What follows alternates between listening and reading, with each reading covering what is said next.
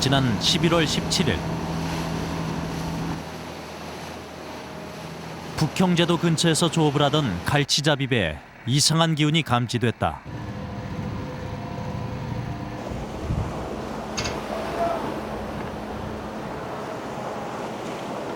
수심 100m에 들이운 그물, 그 안엔 묵직한 뭔가가 걸려 있었다.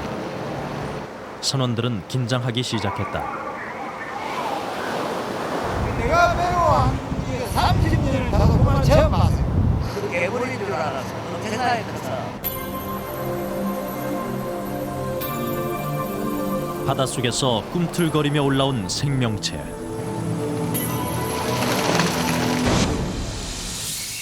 그것은 거대한 오징어였다. 길이 7m 40cm, 어른만한 몸통, 야구공 같은 눈, 장대 같은 긴 다리. 상상을 초월하는 이 기괴한 오징어는 지구 최대 무척추 동물 대왕 오징어였다.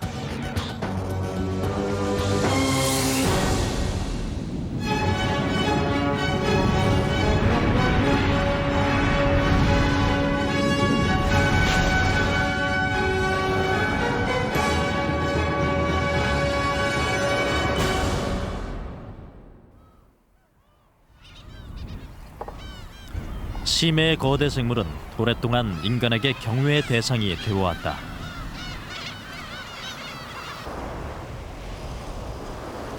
겨울이면 문어가 많이 잡히는 포항 앞바다.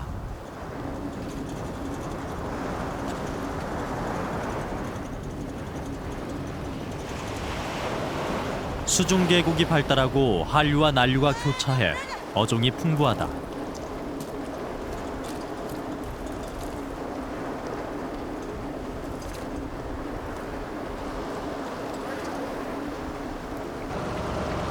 (30년간) 이 바다에서 고기를 잡아온 이삼수 씨. 그의 배 옆으로 정체를 알 수 없는 거대한 생물이 떠올랐다. 이상한 물체니까 빨리 와가지고 오시라고. 눈까지 치고 빨리 오셔서 한번 봐봐라고. 이상한 게 있다고. 그것은 아직 살아 꿈틀거리고 있었다. 그 당시에는 우리 지금까지 이 바다 생활을 하다가 처음 보니까 이뭐 괴물다 이거 깜짝 놀라봤지. 괴물 같은 이 거대한 생명체는 엄청나게 큰 오징어였다.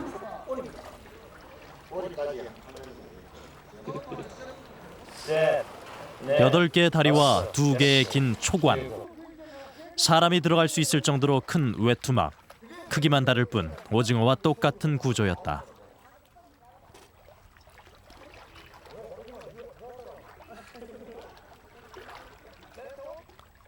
다리를 펼치자 전체 길이가 8m에 이르렀다. 일반 오징어의 수백 배에 달하는 거대 오징어. 그것은 가끔씩 바다에 나타나 배를 집어 삼킨다고 알려진 전설 속의 동물 대왕 오징어였다. 사람들은 이제 구경하고 많은 사람들 구경하고 방파제 낚시 온 사람들하고 이러고 구경하고 그래 이제 그 큰 오징어 이제 이래가지고 칼을 가지고 이제 포막을 내가지고 그 마을에 이제 어른들하고 구경 온 사람들 나와가지고 먹으라고 하니까 그런 오징어는 먹으면 안 좋다고 그 애는 뭐 불길하다 안 좋다 이래가지고 아무도 그걸 먹지를 안 하더라고요. 그래서 우리가 그 다음 날이 그 경리에 쉬고 그 산에 가가지고 묻었다고. 16세기 처음 발견된 이래 전 세계적으로 약 600개체만이 보고된 희귀생물 대왕 오징어.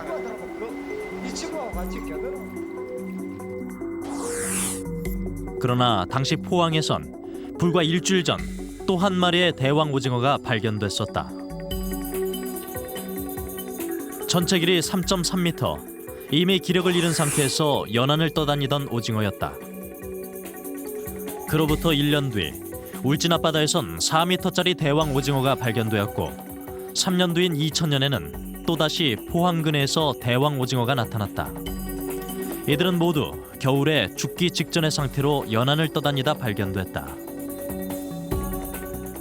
대왕 오징어가 주로 그 겨울에 나타나는 그 확률이 높은 거는 표층 수온이 겨울에 낮기 때문에, 즉 그 대왕 오징어가 사는 그 깊은 수심의 수온이 굉장히 낮기 때문에 수온 차이가 거의 없어서 주로 겨울에 그렇게 나타나는 것이 아닌가 생각이 됩니다.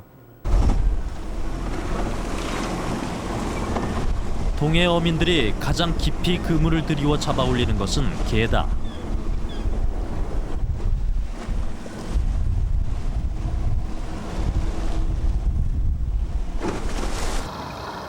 수심 200m에서 2000m 사이에 서식하는 게. 만약에 대왕 오징어가 이 수심대에서 한다면 게잡이 그물에 걸릴 수도 있었을 것이다. 30년 넘게 게잡이를 해온 선장에게 대왕 오징어를 본 적이 있는지 물어봤다. 저 대왕 오징어는 보신 적 없어요? 대왕 오징어는 본 적이 없어요. 소문은 들었어요. 대왕 오징어가 잡혔다고 들었는데 본 적은 없습니다. 인간의 발길이 미치지 않는 심해에 사는 것으로 알려진 대왕 오징어.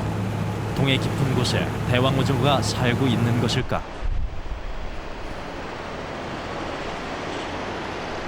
제작진은 동해에서 가장 수심이 깊은 지역 중에 하나인 독도에서 대왕 오징어를 찾아보기로 했다.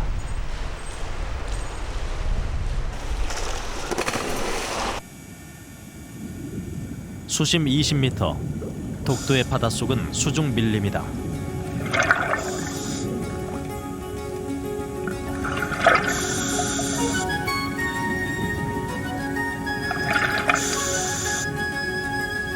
감태 등 수초가 무성한 바다숲을 따라 난류성 어류와 넓은 온도대에 분포하는 광원성 어류, 아열대성 어류가 뒤섞여 살아간다. 북한 한류와 동한 난류가 교차하면서 만들어낸 바다의 생명력이다. 가전생 대왕이라는 감태라고 하는 종들이 울창하게 해중림을 형성하고 있고요. 그렇게 해중림을 형성한 곳 밑에 조그마한 생태계가 또 구성돼서 그 해조류를 대상으로 살고 있는 그런 동물들도 함께 서식하고 있고 안정적인 군집을 형성하고 있습니다.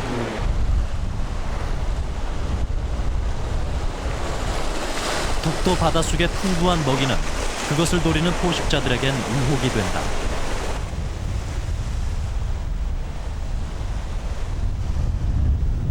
제작진은 좀 더 깊은 바닷속으로 들어가 독도의 바닷속 생태를 알아보기로 했다.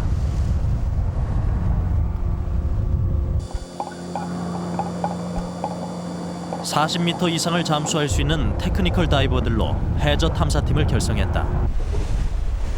해저의 압력 변화에 견딜 수 있도록 제호흡기와 혼합기체 블렌더를 착용했다. 목표는 수심 100m, 사상 최초의 독도 심해 탐사다. 100m 길이의 닷줄을 바닷속에 들이우고 4명이 한 조가 되어 잠수해갔다. 그러나 수심 30m 지역에서 탐사팀은 예상치 못했던 난관에 부딪혔다. 바닷속에 수직으로 들이운 닷줄이 심하게 꺾여 있었다. 저희도 깜짝 놀랐습니다. 30m 수심까지는 외국의 바다처럼 너무 선명하고 아주 투명한 그런 그 시계를 보여주다가 30m 수심 기점으로 갑자기 어두워지면서 그 수온도 10도 이상 차이가 납니다. 수온이 아주 심하게졌고요. 그러면서 당연히 촬영도 안 되고 빛도 없고 더군다나 가장 힘들었던 부분이 그 조류가 수면하고 다른 물속에서 조류가 속으로 흐르는 걸 저희가 경험을 했습니다. 그래서 상당히 좀 특색이고 좀 이제 다이빙하기 아주 대신도 다이빙하기에는 유용한 것 같습니다. 조류가 거세고 깊이에 따른 수온 변화가 심한 동해. 동해 한가운데 위치하고 있는 독도 앞바다는 인간의 접근을 쉽게 허락하지 않았다. 다음 날 제작진은 다시 독도 해저 탐사에 나섰다. 이번엔 사람 대신 드롭 카메라를 바닷속에 투하하기로 했다. 드롭 카메라는 수중 촬영 전문 카메라로 사람이 물 위에서 카메라를 조종해 바닷속을 촬영할 수 있다.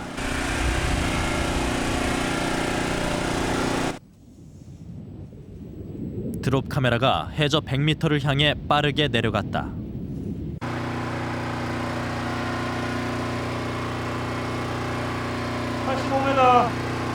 오퍼레이터들은 해저로부터 전송되어 오는 영상을 지켜보면서 카메라를 조종한다.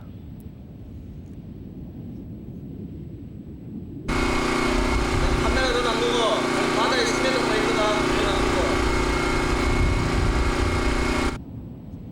수심이 깊어질수록 바닷속은 어두워진다. 마침내 100m 지점에 도착했다. 1m만 다시 올리고.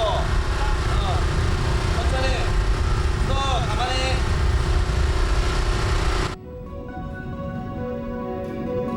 태양광선이 거의 투과되지 않는 해저 100m. 더 이상 해조류는 보이지 않는다.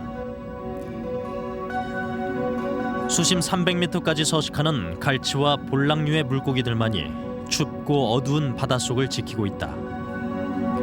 제작진은 이곳에 사흘 동안 카메라를 들이우고 물고기의 이동을 관찰했다. 하지만 이곳에서 대왕 오징어를 발견할 수는 없었다.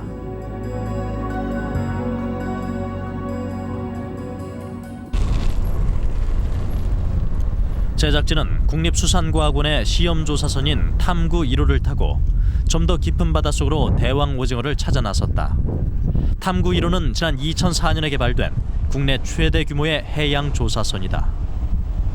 예, 지금 조사선을 가지고 삼척 동방 15마일 정도 되는 수심 900m 정도 되는 어장을 지금 도곡하고 있습니다. 지금 그 위치는 지금 해도상으로 요 위치인데 여기가 주 어장이 될 겁니다. 지금 조사하는 그런 포인트입니다. 이번 조사 지역은 울릉분지. 울릉분지는 탐구 1호가 세 번째 조사를 벌일 만큼 깊은 수심 속에 다양한 어족을 보유하고 있는 동해 생태 연구의 중요한 거점이다. 탐구 1호는 해저에 저인망 그물을 들이워 어족을 수집하는 트롤 조사 방식을 사용하고 있다.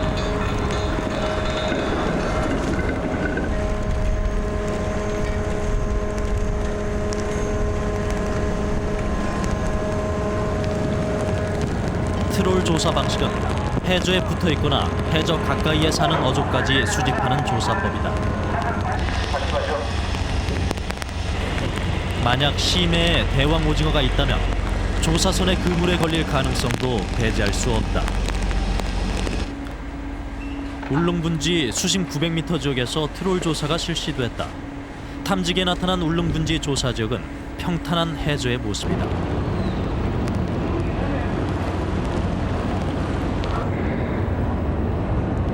조업이 시작된 지 3시간 만에 해저의 생물들이 모습을 드러냈다.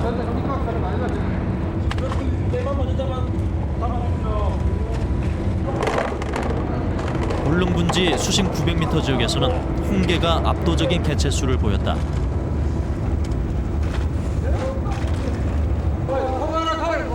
심해 어류들도 다수 포획됐다.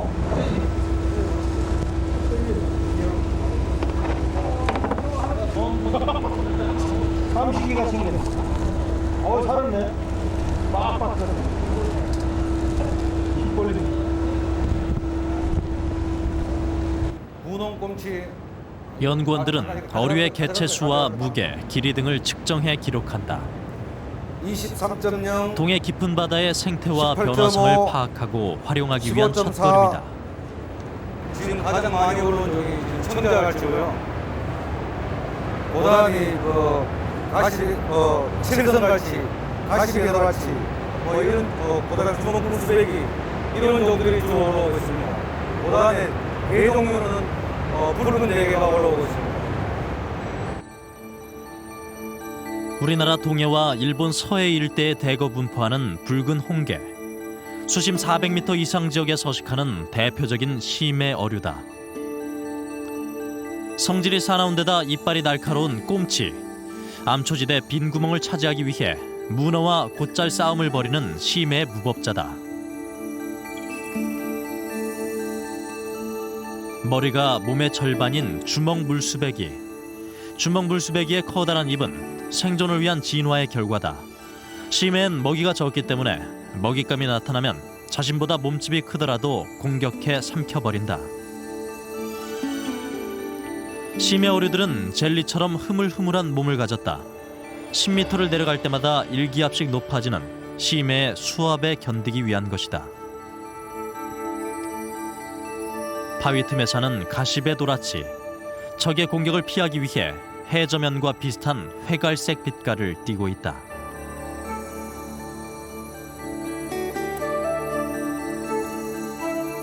오징어도 발견됐다. 대왕 오징어처럼 심해에 사는 매오징어다. 발광기를 통해 몸에서 빛을 낸다.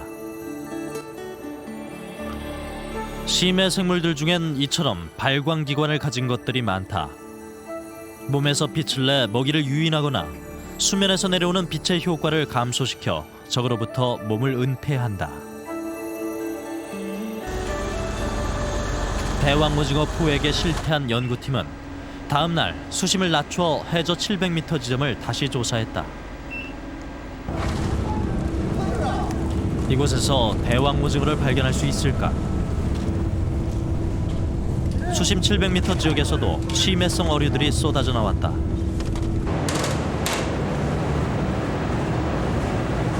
부풀린 풍선에 물을 담아놓은 듯 넓은 몸통을 가진 뚝지. 배의 흡판을 이용해 바위에 붙어 사는 뚝지의 몸은 불포와 지방으로 뒤덮여 있다. 심해 압력에 유연하게 대처하기 위한 것이다.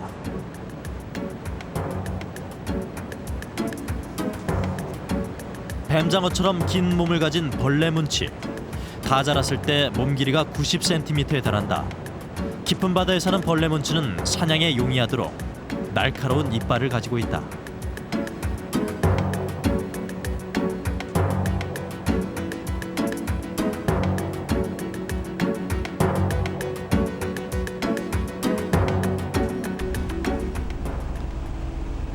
결국 두 번째 조사에서도 대왕 오징어는 그 모습을 드러내지 않았다. 바다 생태계의 최상위층에 속하는 포식자 대왕 오징어는 개체수 또한 적다.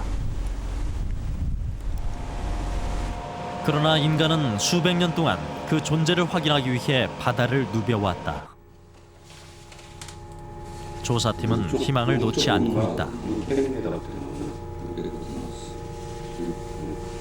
글쎄 저는 전문으로 확인한 적은 없습니다.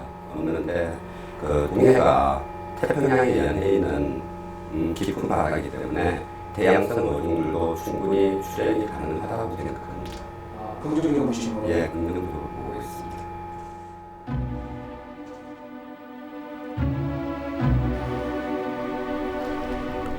올해 동해에서는 또 다른 심해 거대 생물이 발견됐다. 제가 현장에 도착하니까 엄청난 괴물 같은 고기를 잡아놨어요. 수염이 길게 나 있고 또 머리에도 빨간 수염이 나 있고 눈은 막 커다랗게 빨갛게 이렇게 큰 고기를 잡아놨어요. 그래서 이게 무슨 고기인가 하고 저 굉장히 궁금했죠. 그래서 몇 명이서 이제 들고 우리 가게에 와가지고 촬영도 하고. 그것은 길이 3.5m의 산갈치였다. 은색 바탕에 검은색 무늬, 칼처럼 얇은 등. 갈치와 유사한 생김새에 붉은색 지느러미와 촉수를 세우고 있는 산갈치는 1년의 절반은 산에서 나머지는 바다에서 산다고 구전되어 온 전설의 물고기다.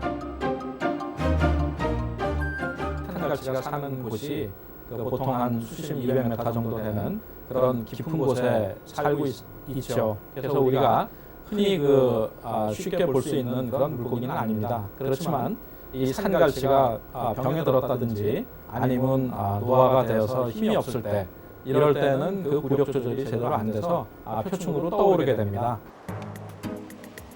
영일만에선 10년 전에도 산갈치가 발견됐다. 이후 포항 일대에서 매년 한두 마리씩 포획된다. 대왕 오징어의 발견 지역과도 일치한다. 인간의 발길이 닿지 않는 심해, 그곳엔 어떤 생명들이 살고 있는 것일까? 우리가 알고 있는 바다는 전체의 10%에 지나지 않는다.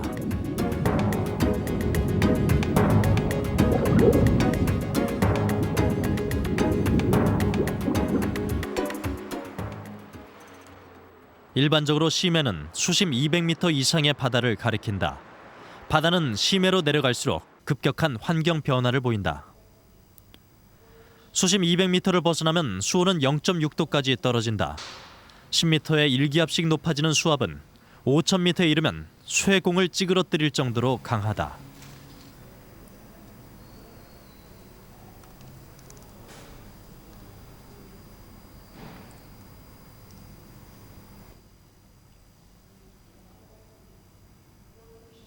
(10년) 전부터 심해 연구를 해온 잠스테이에서는 심해 어류인 아카동코를 사육하며 심해 생물들이 어떻게 환경에 적응하는지를 연구하고 있다.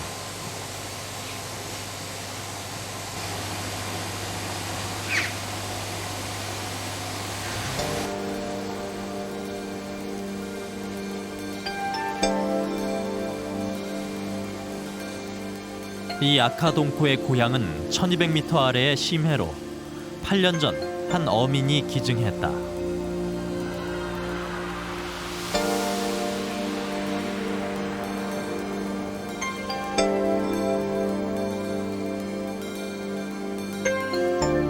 머리가 크고 입이 넓적한 아카동코는 눈앞에 먹이가 보이면 잽싸게 낚아챈다.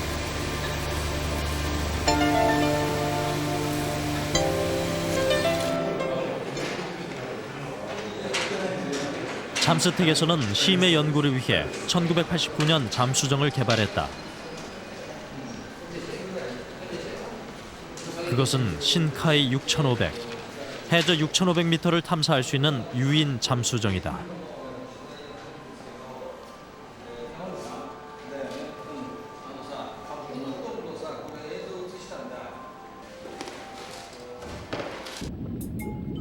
신카이 6500은 그동안 태평양 심해를 탐사하며 많은 심해 어류들을 관찰, 기록해왔다. 수심 1000m 지역, 긴코 은상어가 먹이를 찾고 있다. 긴코 은상어는 등지느러미 앞쪽에 있는 독가시를 이용해 사냥을 한다. 머리가 크고 꼬리가 가는 민테류는 머리를 아래로 향한 채 꼬리를 쳐들고 천천히 유영한다. 꼬리 민테류는 심해에서 가장 흔하게 볼 수 있는 어류로 수심 6000m까지 서식한다. 빛이 전혀 없는 무광층 심해어는 눈이 아예 없다. 그러나 빛이 조금이라도 들어오는 지역에 사는 심해 생물들은 커다란 눈을 가지고 있다. 어두운 심해에서 먹잇감을 찾기 위해 발달한 것이다.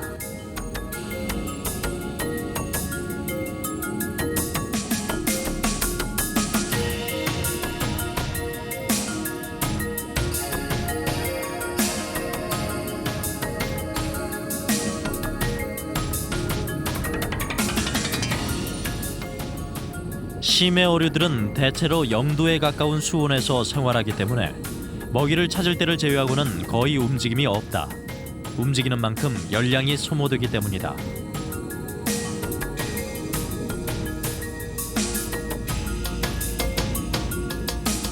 화려한 빛깔의 돌산뱅이 옆에서는 문어가 발견됐다.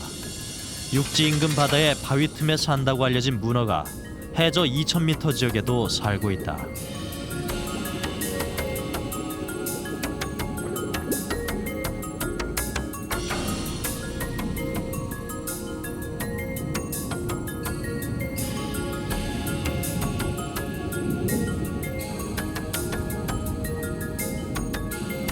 심해어들은 바다 상층부에서 죽어 심해저로 가라앉은 사체의 유기물을 먹거나 뻘을 걸러 뻘 속의 동물을 포식한다.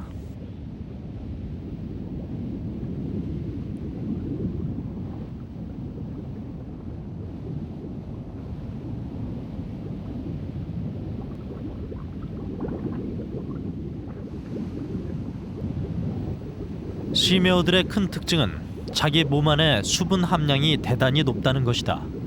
엄청난 수압에 견디기 위해 몸 안과 밖의 수분 함량을 맞춰 내압과 외압이 평형을 이루도록 한다. 그래서 심해어는 공기주머니인 불에가 없다. 엘퉁이류의 물고기는 발광기관을 가진 대표적인 물고기다. 몸에서 빛을 내 먹이를 유인한 뒤 잡아먹는다.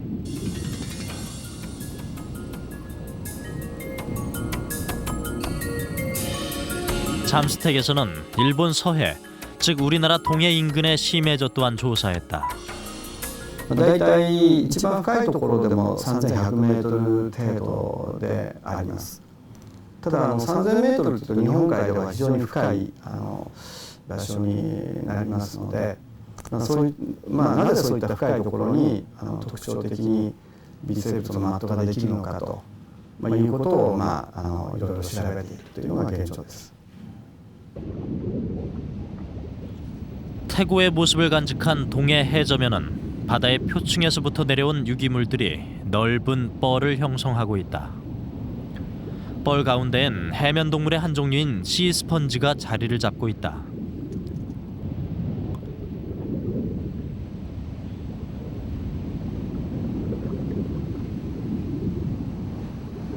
수심 1300m 지역에선 오징어가 발견됐다.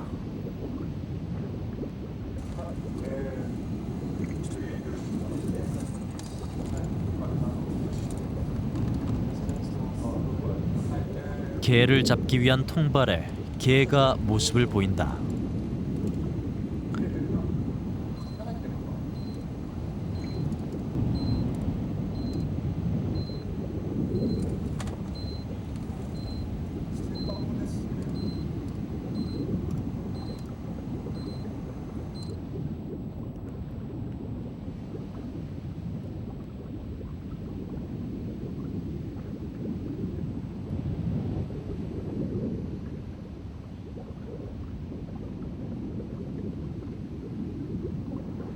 심해 1100m 해저에도 산이 있고 절벽이 있다.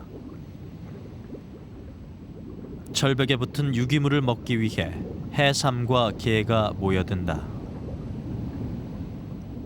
갑각류의 일종인 단각류들은 해파리나 해조에 붙어 공생하면서 대구 등 다른 어류의 먹이가 된다. 심해 물고기들은 대체로 연안의 물고기보다 오래 산다. 일조량과 먹이가 부족하고 수온이 낮은 대신 신진대사율이 낮아 수명이 길고 포식자 또한 적기 때문이다. 심해 어류는 수압에 눌리지 않기 위해 불포화 지방산으로 몸을 유지한다. 일본 연구원들은 이 심해 어류를 포획해 불포화 지방산 활용에 대한 연구를 하고 있다.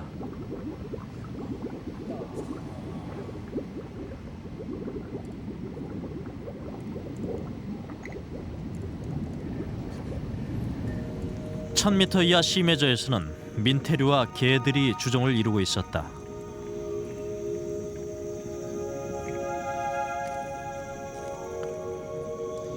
심해의 바닥은 위에서 내려온 바다 생물들의 사체들과 그것들을 분해하려고 모여드는 미생물들로 인해 커다란 매트를 형성하고 있다. 이 매트는 심해 생물들의 먹이가 될 뿐 아니라 산업적인 연구 가치 또한 높다.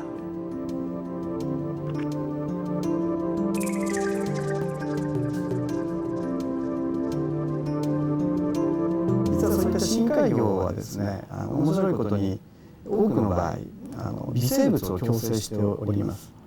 でそうした共生した微生物がですね、そういうその不飽和脂肪酸を作っているということも、今分かってきておりまして、特に深海に適応しているような微生物は大量にですね不飽和脂肪酸を作るということで、今バイオテクノロジーの分野では非常に大きく注目されております。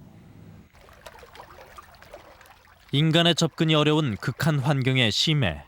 그곳의 최종 포식자인 대왕 오징어를 찾기 위해 제작진은 다른 탐사 방식을 찾았다. 한국해양연구원이 개발한 원격 무인 잠수정 해미래. 20여 명의 연구진이 6년 동안 우리 기술로 개발한 세계 네 번째 심해 잠수정이다. 해저 6000m까지 잠수가 가능한 해미래는 전동 추진기 6개를 이용해 자유자재로 해저를 탐사하며 넉 대의 고화질 디지털 카메라를 통해 심해의 생태를 영상으로 전송한다. 지난 4월 해미래에 역사적인 동해 첫 잠수가 있었다. 해미래가 임무를 성공적으로 수행한다면 동해 심해에서 대왕 오징어를 찾는 것도 가능할 것이다.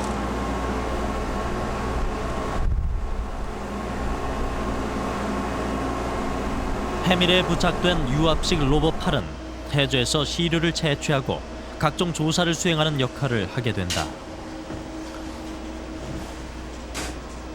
해저 2000m를 탐사하는 일은 우주를 가는 것과 맞먹는 기술력을 필요로 하는 일이다. 바닷속 높은 압력을 견디기 위해 부품과 케이블 등은 모두 기름으로 채운다. 심해 무인 잠수는 해미레와 해누비의 협업으로 이루어진다. 수중 전진 기지 역할을 하는 해누비는 모선의 지시를 받아 해미레를 조정한다. 수심 2000m를 탐사하는 잠수정의 탐험이 성공한다면 동해 바닷속에서 대왕 오징어를 찾는 계획 또한 가능해질 것이다. 잠수정을 투하하기 전에 먼저 초음파 항법 시스템을 입수시킨다.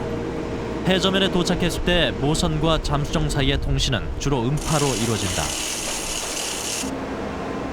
6년간의 노력이 결실을 보는 순간 모든 연구원들의 얼굴에 긴장이 감돈다.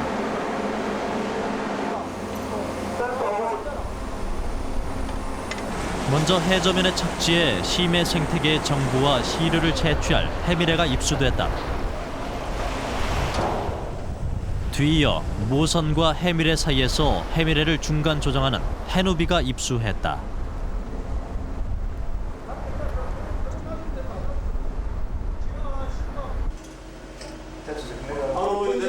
바로부의 대수 6.2m, 헤딩 225도.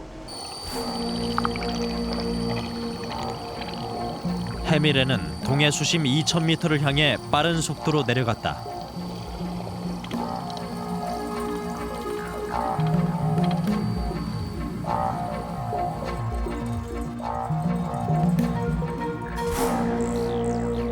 그러나 수심 200m 지점에서 예기치 못한 사고가 생겼다.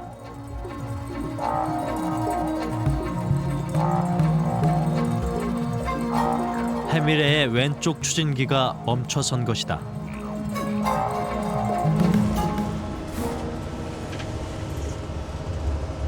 부과장님, 철수하는 게 정답이네. 지금 추진기 하나 갖고 내려가는 게 그 안에 내려가서 오일이 생겨가지고 제어가 제대로 잘 안 되거든요. 해미레는 결국 수심 200m에서 철수하고 말았다. 해미레 왼쪽 수직 추진기의 내압 용기에서 일어난 누수가 원인이었다. 결국 내압 용기를 분해해 누수 원인을 제거하고 다시 조립해야 했다. 일단 추진기 하나 갖고 하니까 이제 자세가 기울어져가지고 한 5도 정도 자세를 기울이면서 내려가는 상태가 되고 속도도 뭐 분당 10cm 정도, 초당 10cm 정도를 이동하게 돼가지고 그렇게 해서 계속 내려가면 가능하겠지만 내려가서 그 자세를 제대로 컨트롤할 수 없는 상황이라. 이틀 뒤 수리를 마친 해미레가 동해 심해저를 향한 두 번째 도전을 시작했다.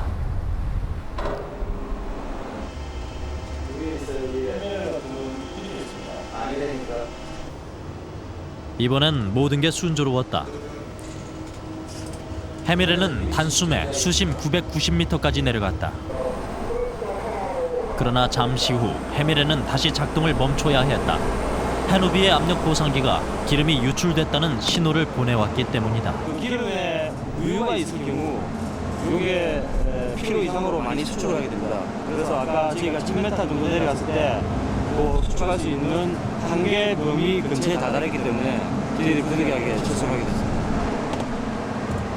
연구원들은 내압 보상기를 꺼내고 대대적인 정비에 들어갔다. 200겹을 뚫고 동해 2000m로 가는 길은 쉽지 않았다.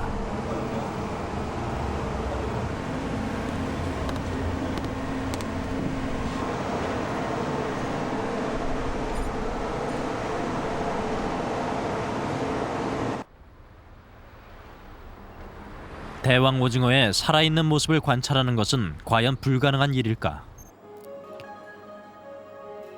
도쿄대학에 수중에서 대왕 오징어의 움직임을 촬영하는 데 성공한 사람이 있다. 구보테라 스네미 교수. 그는 96년부터 대왕 오징어를 연구해온 생물학자다. 그는 일본과 우리나라 동해 연안에 출현하는 대왕 오징어에 주목하고 있다. 該当膜だとこれでおそらく 1.7 メーターあるいは2メーターないとは思いますけど、でも結構大きめの大王ですね。ちゃんとこう食腕が最後まで残ってますから、この食腕の先端からこうヒレのこう先端まで全部測ると8メートルです。はい。大王が間違いないです。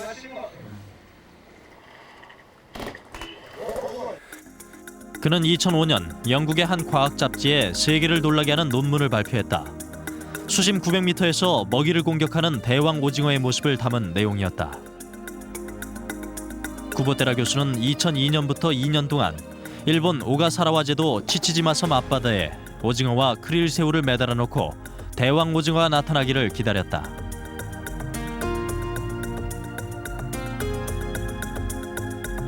그 결과 카메라에 먹이를 공격하는 대왕 오징어의 사진 550장이 잡혔다. 사건은 2004년 9월 30일 오후에 일어났다. 23번의 시도 끝에 마침내 대왕 오징어 한 마리가 미끼에 접근했다. 긴 초관으로 미끼를 휘감은 대왕 오징어는 초관의 빨판이 바늘에 걸리면서 덫에 걸려든다. 이때부터 바늘로부터 벗어나려는 대왕 오징어의 사투가 시작됐다. 처음 2시간 동안 수심 600m 지점까지 상승하면서 바늘을 빼기 위해 대왕 오징어는 안간힘을 썼다. 그러다가 3시간이 넘자 800m 지점까지 하강하면서 지친 모습을 보였다. 4시간이 지났을 때 대왕 오징어는 마침내 바늘에 걸린 자신의 초관을 끊고 달아났다. 구보테라 교수가 실험 장치를 걷어 올리자 그곳엔 약 5m 길이의 초관이 남아 있었다. 食腕というのはね、こう割と伸びるんです。普通のではあんまり伸びないんですけど、こうぐっと伸ばして、で食腕の先には我々の手のひらのような部分があって、ここに吸盤がついてるんです。ですから餌を食腕を伸ばして捕まえる。それをぐっと引き寄せて、で今度他に口の周りにある8本の腕で餌を抱え込んで餌を食べる。 이로써 대왕 오징어의 초관의 용도가 밝혀졌다. 대왕 오징어는 2개의 긴 초관으로 먹이를 잡아 앵무새 부리 같은 입을 통해 먹이를 먹는다.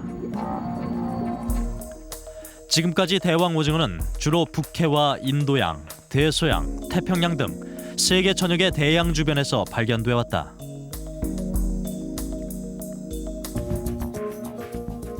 이 지역은 향유 고래의 서식 지역과도 밀접한 관련이 있다.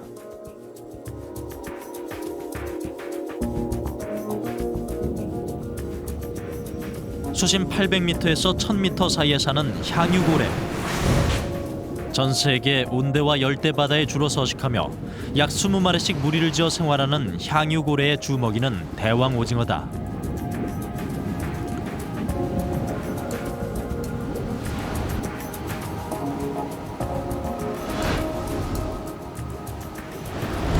향유고래의 공격을 받은 대왕 오징어는 초관으로 저항을 한다. 그래서 머리와 입 주변에 대왕 오징어의 빨판 자국이 선명한 향유고래가 자주 발견되곤 한다.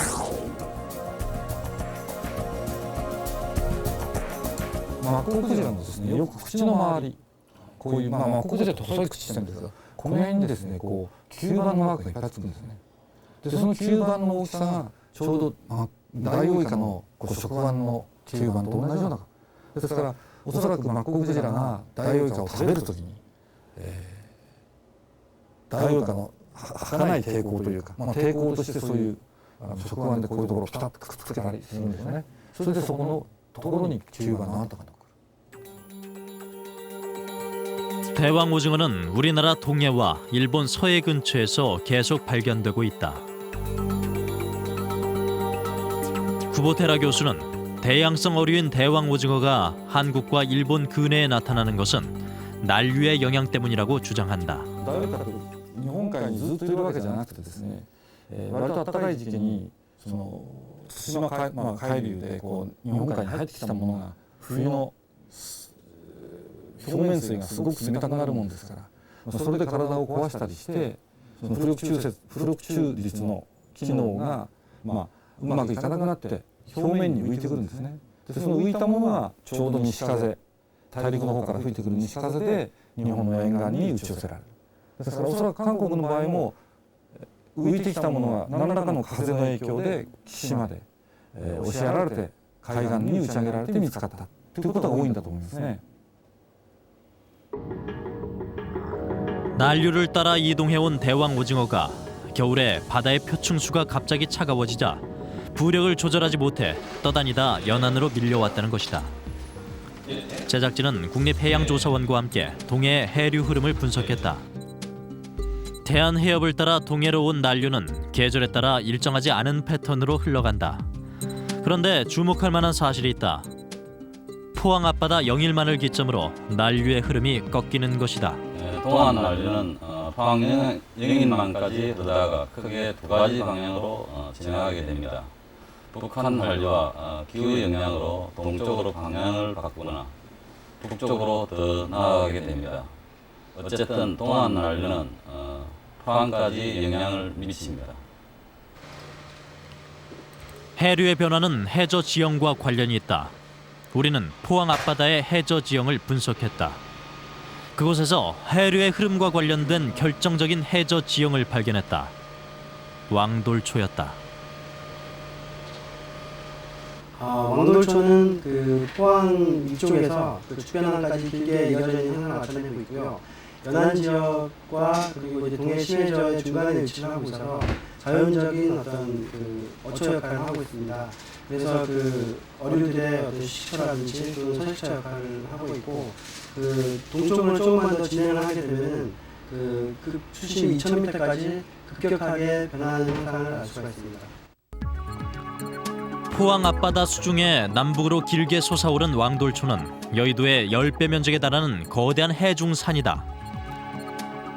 서쪽은 완만하고 동쪽은 급경사를 이루고 있다. 제작진은 난류의 흐름에 영향을 주는 이곳을 주목했다.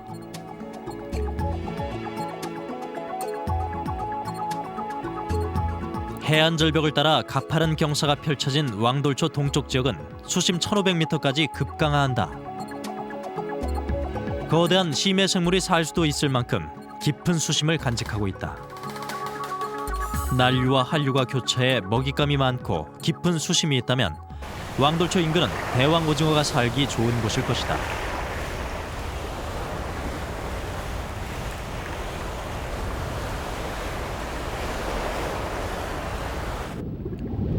테크니컬 다이버 팀이 왕돌초 바다에 투입됐다. 오늘의 목표는 수중 100m다.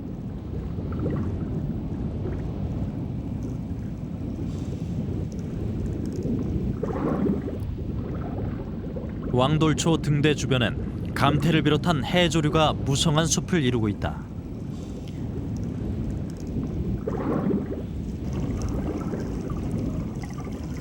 숲을 찾아온 고기들 또한 다양하다.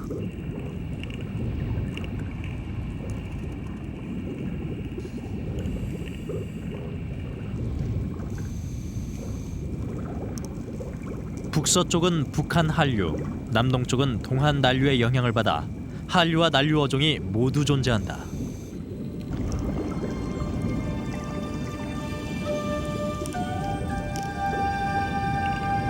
제주도에서나 볼 수 있는 자리돔, 빛깔이 화려한 황놀래기,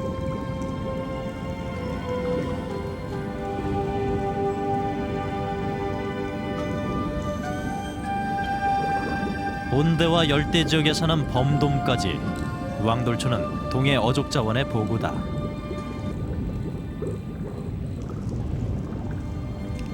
세계의 수중 봉우리를 거느린 동해 금강산. 왕돌초는 생명이 다른 생명을 불러 모으는 동해의 심장이다.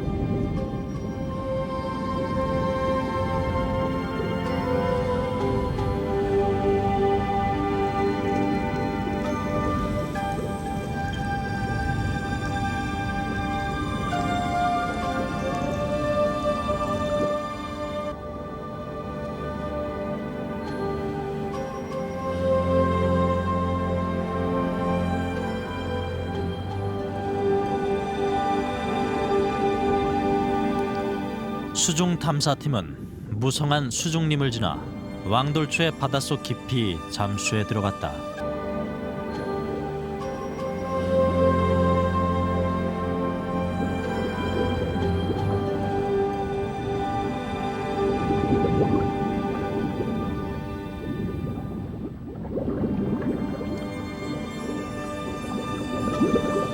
(30m를) 내려가니 시야가 금세 어두워졌다.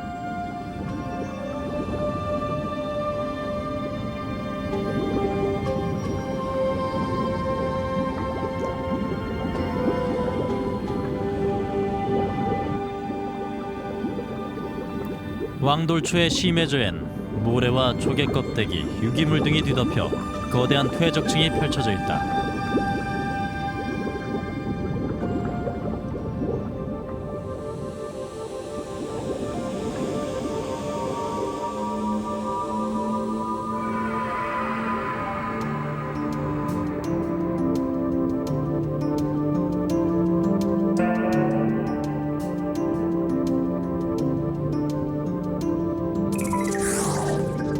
수심 67m, 생명체의 움직임은 보이지 않는다.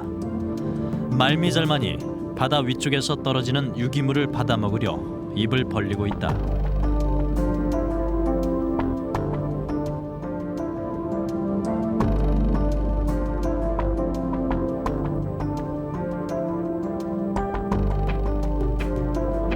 다시 탐사팀은 더 깊은 바다를 향해 내려갔다. 마침내 수심 100m 목표 지점에 도착했다. 불가사리만이 퇴적물이 가득 쌓인 바닥을 덮고 있다. バンドルという地域は段階性の魚が結構取れるということで、おそらく対馬暖流がぐるっと回り込んで、暖かい水がですね、その韓国の沿岸まで行っているような海域だと思うんですね。でそういうところだと冷たい水と暖かい水の間に混じり合いますね。そうすると結構生産性が高くなる。それで漁業の漁獲も高くなるんだと思いますけど、やはりダイオウイカもどっちかというと南の暖かい水からおそらく流れて、押されてくるっていうんですかね、輸送されてきますんで、おそらくそういうところにもダイオウイカがいると思いますね。 포항 앞바다에 대왕 오징어의 존재를 추측할 수 있는 또 하나의 단서가 있다. 지난 2004년 포항 구룡 앞바다에 대규모 향유고래떼가 발견됐다. 대왕 오징어를 주먹이로 하는 향유고래. 향유고래는 먹이를 찾아 동해로 온 것이 아닐까.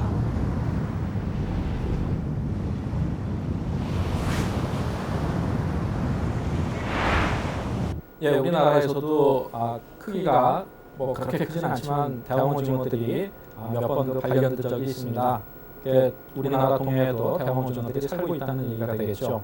그리고 향유고래가 좋아하는 먹이가 대왕 오징어이기 때문에 우리 동해에 향유고래가 발견됐다는 것은 그들이 좋아하는 대왕 오징어 먹이가 충분히 있다는 그런 증거가 되겠습니다.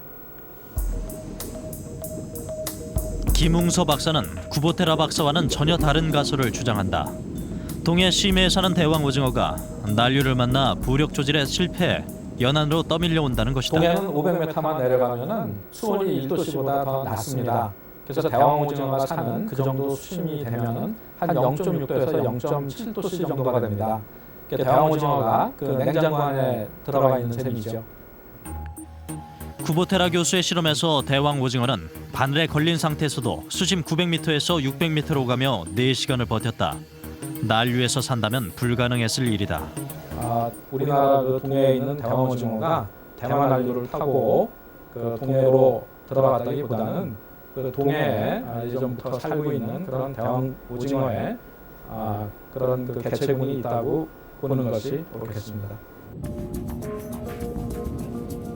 깊은 수심과 풍부한 식생을 가진 동해. 대왕 오징어는 과연 동해의 심해에 살고 있는 것일까?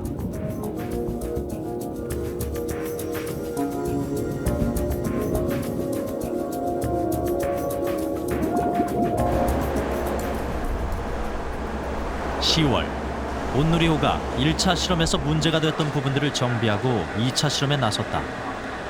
1차 실험 지역이었던 울릉분지에 다시 잠수정을 들이운다. 이번에 ROV가 바닥에 2,000m 내려가서 시험 테스트를 하는데 굉장히 이렇게 뭡니까? 처음 하는 거기 때문에 잘 모르겠지만은 해문이 따른다면 아까 말씀하신 대로 심해 생물을 볼 수 있는 기회가 있지 않을까 싶습니다. 10월 겨울이 오는 길목이라 연구원들은 더욱 기대에 부풀었다.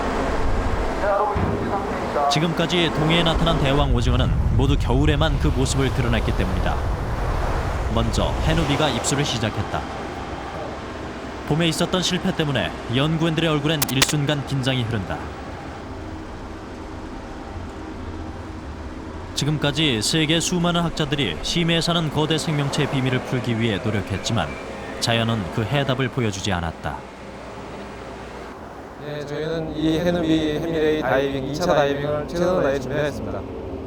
결과의 성공 여부는 하늘에 맡기는 수밖에 없습니다. 해밀레가 바닷속을 향해 빠르게 잠수에 들어갔다.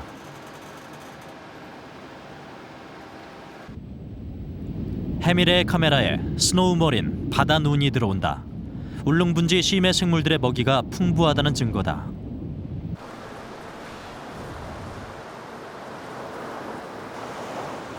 해누비는 순식간에 해저 2,000m에 도착했다.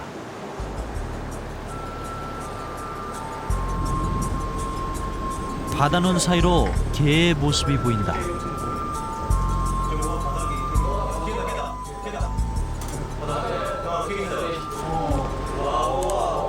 잠시 후 카메라에 물고기의 형상이 잡혔다. 심해 어종 중 가장 개체수가 많다는 꼬리 민테류다.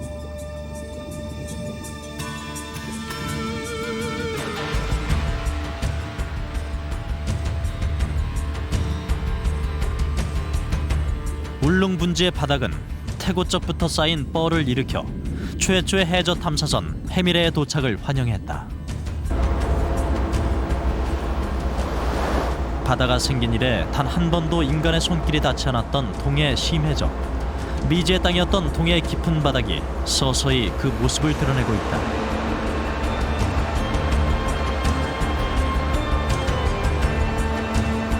해누비는 해저 2,000m 바닥에 착륙하지 않은 채 고도를 올려 귀환했다.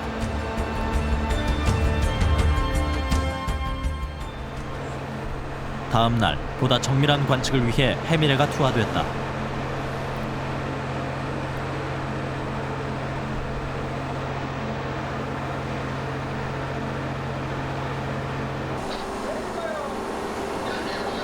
최초로 공개되기 시작한 동해 심해저 세계.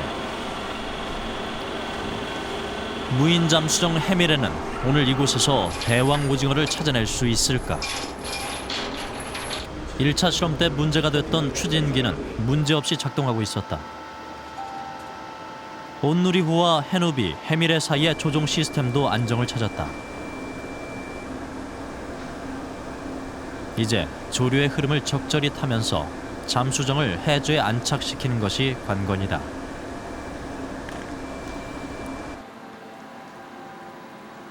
해밀레는 1,000m 지점을 향해 빠른 속도로 내려갔다.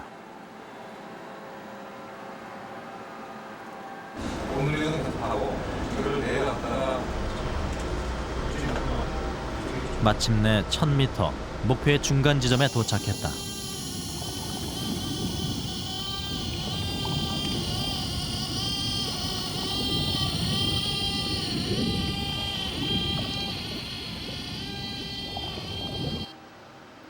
(1차) 실험 때 문제가 됐던 압력 보상기부터 추진기, 카메라까지 모든 장비가 순조롭게 제 역할을 하고 있다.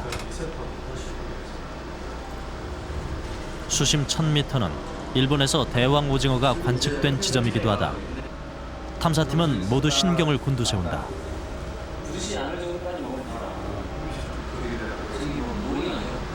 바닥이 보이기 시작하네요. 그런데 마침내 해밀레가 2,049m 울릉분지의 바닥으로 내려선다. 울릉분지의 심해저에서 가장 먼저 관측된 것은 대게였다.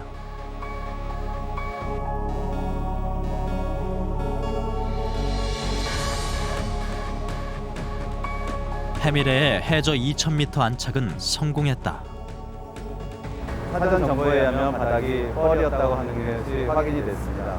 그래서 혹시 아무것도 없으면 어떡하나 하는 걱정을 했는데 다행히 개의 몇 마리도 기어가고 있는 모습을 담을 수 있었고요.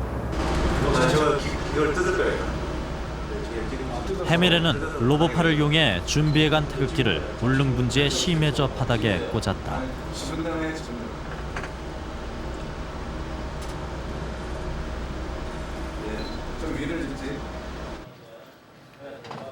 심해저 2,000m 정복은 마치 로켓을 쏘아 달 표면에 깃발을 꽂는 일과 같았다.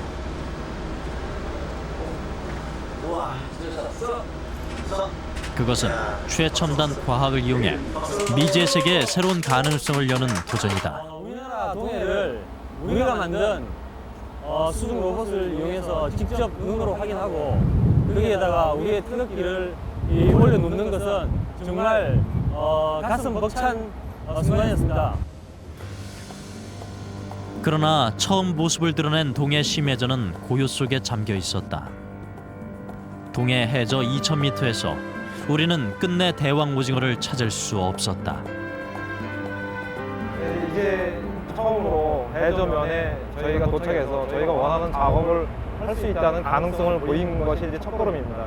이제부터는 우리 동해 해저의 깊은 바다에 있는 신비한 자연 현상과 앞으로 더 나아가 각 지하자원, 광물자원들을 개발할 수 있는 그런 기술의 발전에 일보를 할 거로 기대를 하고 있습니다.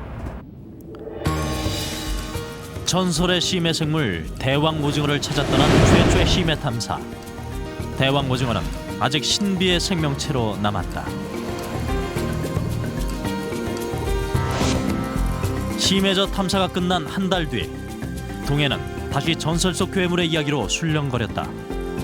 부산 앞바다에 또다시 대왕 오징어가 나타난 것이다.